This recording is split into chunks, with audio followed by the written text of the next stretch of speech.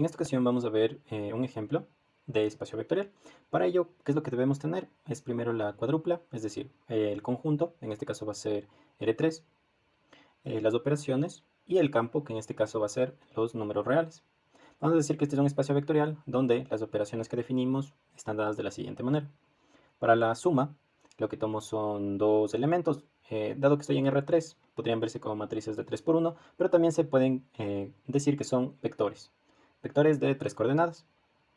Bien, la suma, ¿cómo se define? Se define como la suma de las componentes. Es decir, en cada entrada, que es lo que voy a colocar, la suma de las componentes correspondientes de cada uno de los vectores que se están sumando.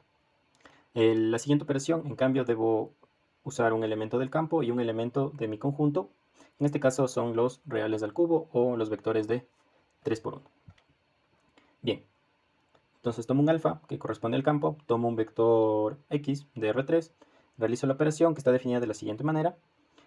Lo que simboliza es que a cada componente la multiplico por este alfa de aquí que pertenece a los reales.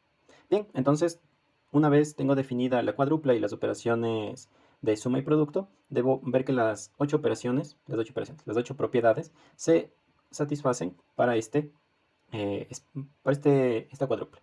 Con ello, podría decir finalmente que es un espacio vectorial. Bien, la primera propiedad que tenemos es la de asociativa de la suma. Entonces, lo que vamos a hacer es justamente probar esta igualdad. Para ello, simplemente tomamos cada lado de la desigualdad y vamos a ver a qué es igual cada uno y al final concluir que la igualdad se cumple. Vamos a ver. X más Y más Z. Bien, primero resolvemos lo del paréntesis. Entonces esto sería igual a ¿qué? Por cómo definimos la suma, esto sería igual a x1 más y1, x2 más y2, x3 más y3. Y debo realizar la siguiente suma, que es en cambio con el vector z. Y nuevamente aplico la definición de suma aquí. Y tendría x1 más y1 más z1, x2 más y2 más z2 y x3 más y3 más z3. Bien, por un lado, por el primer lado de la desigualdad, este sería el resultado, este de aquí. Vamos a ver si me da lo mismo resolviendo por la otra agrupación.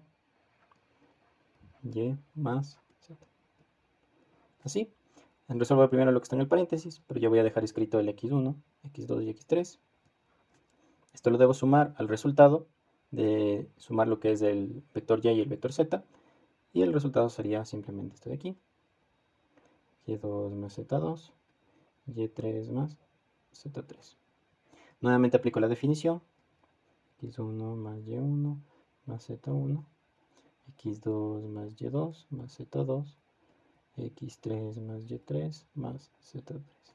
Como vemos, estos de aquí, estos dos vectores son iguales. Simplemente la forma a la cual llegué a ellos fue diferente, ya que asocié diferentes vectores en cada uno de los lados de la ecuación. Sin embargo, es exactamente lo mismo, por lo cual esta propiedad ha sido probada. Tenemos una de 8. Vamos con la siguiente, es la conmutativa de la suma. Nuevamente, ¿qué es lo que vamos a hacer? Vamos a calcular un lado y después el otro. Entonces, esto aquí sería igual, por definición, x1 más y1, x2 más y2, x3 más y3. Veamos el otro lado de la ecuación. En cambio, cambia el orden.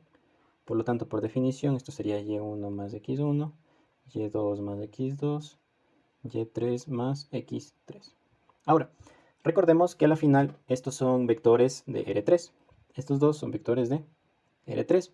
¿Esto qué nos quiere decir? Que cada componente de este vector va a ser en sí un número real. Y a su vez, x y y, o sea, los elementos de x y y, son elementos de los reales, cada componente. Con esto, ya que en los reales se cumple justamente la propiedad, en los reales solitos ya se cumple la propiedad conmutativa. Entonces, justamente en las componentes puedo aplicar la propiedad conmutativa. Es decir, esto sería igual a ¿qué? A simplemente cambiar el orden. ¿Por qué? Porque estoy sumando números reales y en los números reales ya existe la propiedad conmutativa. x2 más y2 y x3 más y3. Como vemos, ambos lados de la ecuación me da el mismo vector, por lo cual puedo concluir que la igualdad se cumple. Bien, con eso tenemos la segunda propiedad demostrada. Vamos por la tercera. En este caso debemos hallar lo que es el neutro de la suma, que lo vamos a definir como el 0D. Esto va a ser simple, simplemente vamos a definir al 0D como el vector de R3 en el cual todas sus componentes son iguales a 0. Vamos a verificar que eso se cumple. Entonces tenemos que probar la igualdad. Va a ser igual a ¿qué? x1 más 0, x2 más 0 y x3 más 0. Recordemos que el 0 es el neutro de la suma en lo que son los números reales, por lo cual puedo colocar simplemente los distintos valores de las componentes. Y esto sería x. Vamos a ver que aunque cambie el orden no se altera. Esto podríamos tenerlo directamente por la propiedad conmutativa de la que probamos en la anterior diapositiva. Y de esta manera concluir que se cumplen estas dos igualdades. 0D más x es igual a x. Con esto tengo lista la tercera propiedad, que es el neutro de la suma, definido de esta manera para lo que son los reales al cubo. El siguiente, tenemos que en cambio, para cada x encontrar un vector que lo vamos a conocer como inverso de la suma, de tal manera que al realizar la operación suma, obtenga lo que es el neutro de la suma. Esto va a ser fácil, vamos a tener x igual a estas entradas, con sus respectivas entradas, y vamos a definir menos x como aquel vector que contiene los inversos aditivos de cada una de las componentes del vector x.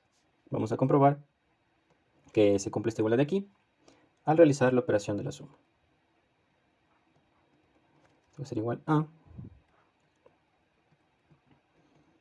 x1, x2 más menos x2 y x3 más menos x3. Como estos son números reales y estos son los correspondientes inversos de la suma de estos x, lo que voy a tener en cada componente es el neutro de la suma de los números reales. Y como habíamos visto en la anterior diapositiva, esto lo definimos como el 0 del conjunto E. Ahora, puedo notarlo como el conjunto E, o dado que E ahora es los reales al cubo, puedo notarlo de la siguiente, como se nos vea más conveniente. Simplemente para aclarar que es justamente el 0 de este conjunto de aquí. Bien, vamos a la siguiente propiedad, es la distributiva del producto 1. Bien, vamos a ver cada lado de la ecuación. Como vemos, nos dice que puedo realizar la suma en primer lugar y después el producto con este alfa de aquí. Entonces, alfa por el resultado de la suma sería el de aquí.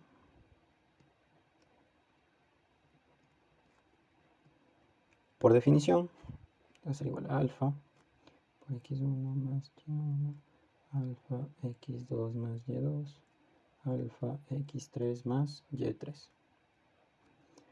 Y si aplico la propiedad distributiva de los números reales, esto va a ser igual x1 más alfa y1, alfa x2 más alfa y2, alfa x3 más alfa y3. ¿Qué es lo que puedo hacer? Puedo separar esto en la suma de alfa x1, alfa x2, alfa x3 más alfa y1, alfa y2, alfa y3. De esta manera, por acá.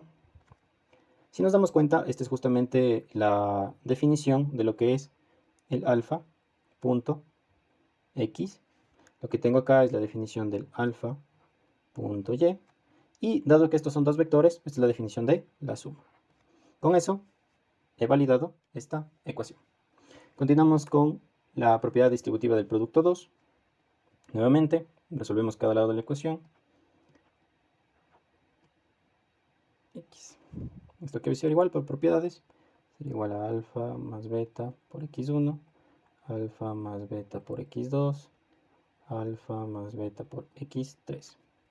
Puedo distribuir, dado que estos ya son números reales, alfa x1 más beta x1, alfa x2 más beta x2, alfa x3 más beta x3. Puedo separar en la suma de dos vectores, alfa x1, alfa x2, alfa x3, más beta x1, beta x2, beta x3. Si nos damos cuenta, este de aquí, por definición, es alfa punto x Lo que tenemos acá, en cambio, es beta.x. Y como estos son dos vectores y los estoy sumando componente a componente, esto es la suma. Con lo cual, vemos que se cumple esta propiedad conocida como la distributiva del producto 2. Vamos con las dos últimas propiedades. La asociativa del producto. Tengo un alfa beta punto x. Esto que es igual, por definición, esto es alfa beta x1, alfa beta x2, alfa beta x3. ¿Esto cómo lo podría ver? Podría asociarlo aquí adentro, ya que tengo cada componente son números reales. Puedo agrupar lo que es el beta y el x1, dejando el alfa por fuera, el beta y el x2, dejando el alfa por fuera, beta x3. Podría sacar el alfa, beta, y dado que lo saco, esta es la operación punto sobre este vector de aquí, por beta x1, beta x2, beta x3. Si nos damos cuenta, justamente por definición, considerando que el vector tenga estas componentes que están dentro del paréntesis, se da esta igualdad de aquí. Ahora puedo hacer lo mismo con ahora este vector de aquí. Entonces este sería alfa punto, y este vector no es nada más que beta punto x. Con lo cual, he probado la igualdad. Vamos a concluir probando lo que es el elemento neutro del producto. Debemos hallar un elemento, bueno, va a ser el 1 prácticamente. Entonces necesito un elemento en los números reales de tal manera que al realizarse el producto con un vector x siempre me dé el vector x sin importar la estructura de este vector. Tomando el 1, porque recordemos que el 1 pertenece a los números reales, esto se tiene directamente. ¿Por qué? Entonces 1.x, ¿a qué va a ser igual? A 1 por x1, 1 por x2, 1 por x3. Dado que 1 es el neutro multiplicativo en los números reales, se tiene que simplemente puedo poner x1, x2 y x3. Y esto es simplemente x. Bien, entonces esta sería la forma en la cual se debe verificar que una cuadrupla es lo que definimos como un espacio vectorial. Bien, eso ha sido todo por este video. Espero les haya servido la explicación y nos veremos en una próxima oportunidad.